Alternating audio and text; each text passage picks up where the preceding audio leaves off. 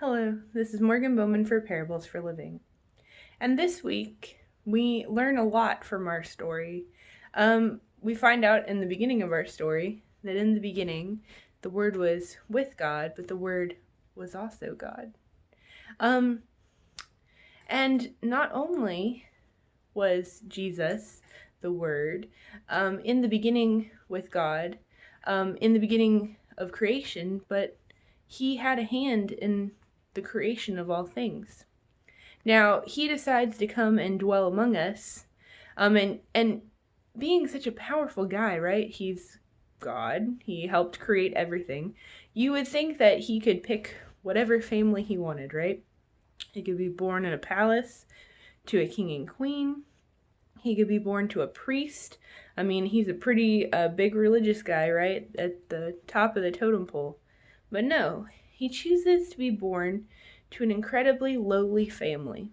He picks as his mother a young woman, a teenager. She's a virgin, engaged to be married, but she's not married. And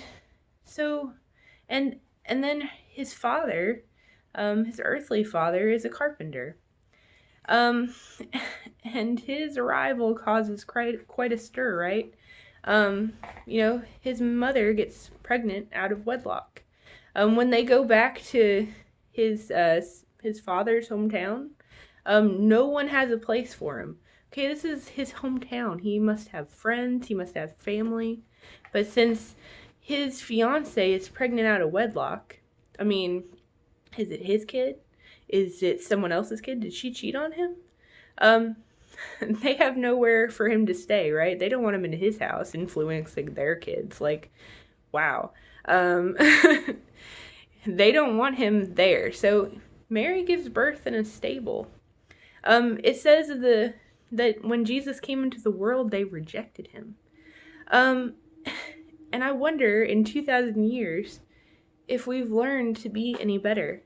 How many of us would reject Jesus and his family if they were born today? If they were looking for a place to stay today? And for me, this is important because Jesus didn't come into the world for the people who have it all. He didn't come into the world for those who have it easy. He came into the world for the people who struggle. He knows what it's like to walk down the street and have people point at him and whisper.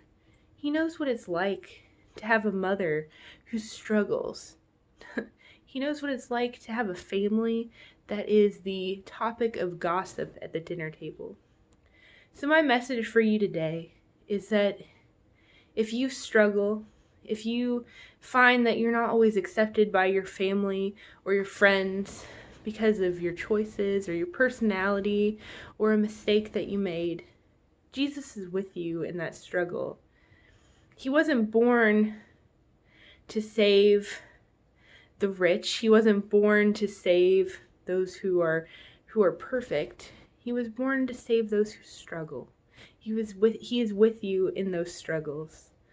And for those of you who don't have struggles, for those of you who are doing okay, I ask you, do you accept Jesus, or would you be one of those who reject him?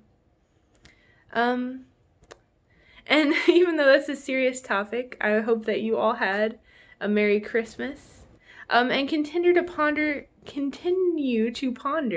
these things in your heart. And we'll see you again next time. Bye.